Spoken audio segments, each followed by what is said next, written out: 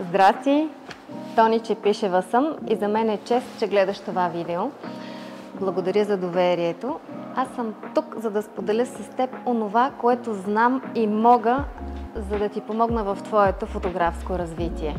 Като начинаещ фотограф се сблъсках с предизвикателни моменти, които с удоволствие ще ти спестя, като споделя как работя по начин, който да носи удоволствие на мен и на семействата, които посрещам.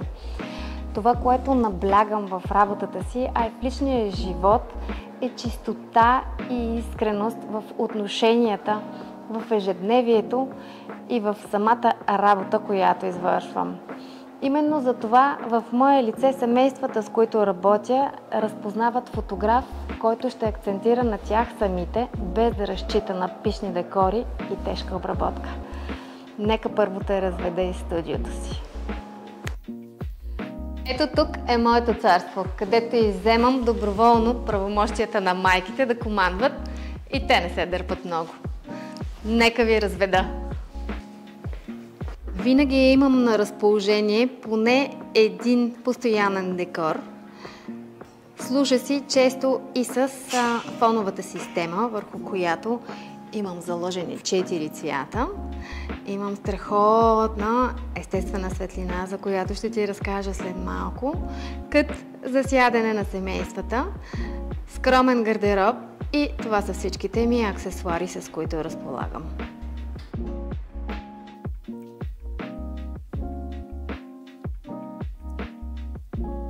Естествената светлина често е предизвикателство, особено когато времето е променливо.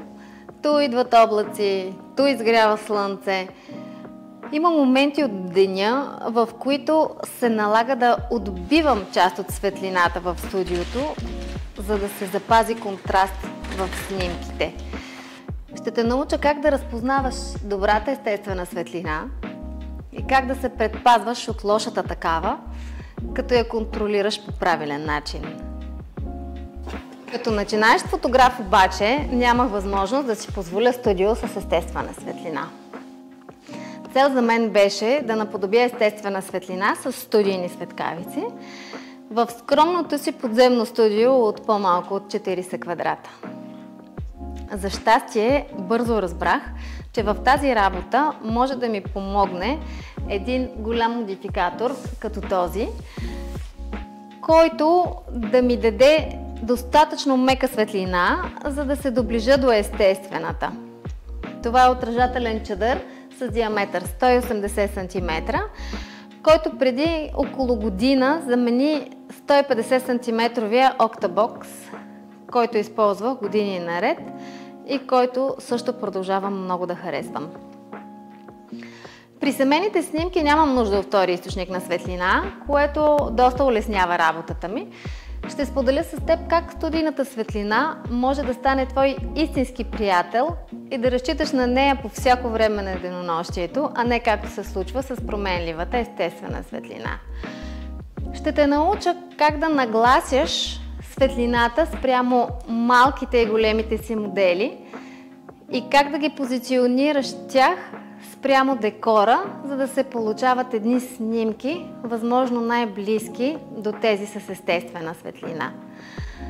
Това не ми пречи да покажа и как да се постигне повече контраст в снимките, а също да демонстрирам как да разнообразим галерията, като изпълним едни интересни снимки в контражур в студиото. Основният моноблок, който използвам, е Dynaphos Speedster QT600. Успешно би могъл да осветяваш моделите си с по-малко мощен източник на светлина, разбира се.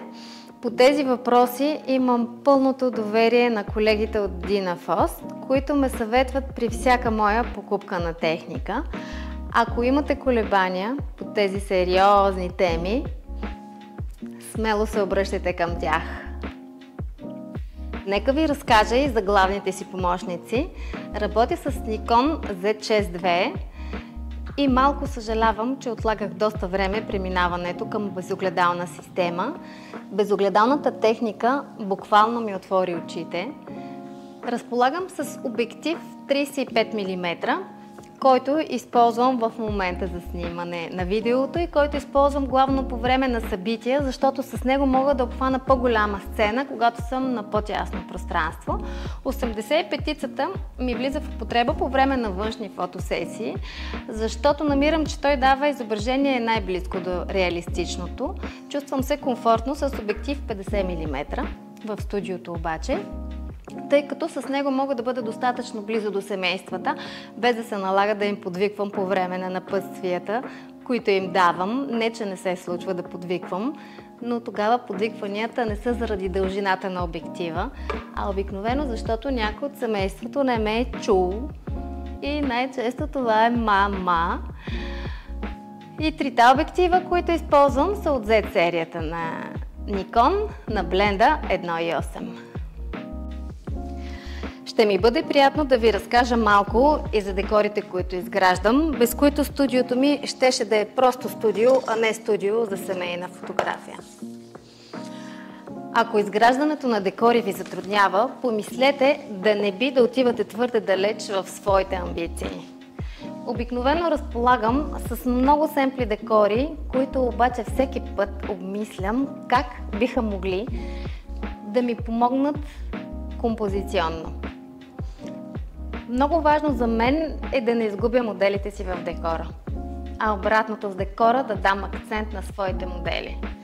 В този актуален декор съм се погрижила да имам водещи линии, повтарящи се елементи, рамка, също така възможност да снимам от различни гледни точки, без да се налага да ограничавам твърде много действията на децата в студиото. В своите блокове от програмата имам намерението да те науча как в комфорта на едно скромно студио с лекота да планираш снимките си, за да си гарантираш спокойна работа с семействата, да контролираш студийната и естествената светлина в студиото. Ще ти демонстрирам какви могат да бъдат композиционните похвати в едно студио, които биха ти помогнали за по-завладяващи снимки. Ще те науча как да позираш и в какво да внимаваш при позирането на децата и семействата. Ще ти покажа как привличам аз вниманието на децата. Може да си извлечеш идея също. И ще ти споделя своят начин на семпла обработка, която много се цени от семействата, които ми се доверяват. Ще има и още информация, разбира се, за любопитни теми от мястото на моето студио в София. И отново, за мен ще бъде чест и е чест, че стигна до края на това видео. Не забравяй да ме последваш в Instagram, както и страницата на Snapit Academy. А сега изчезвам.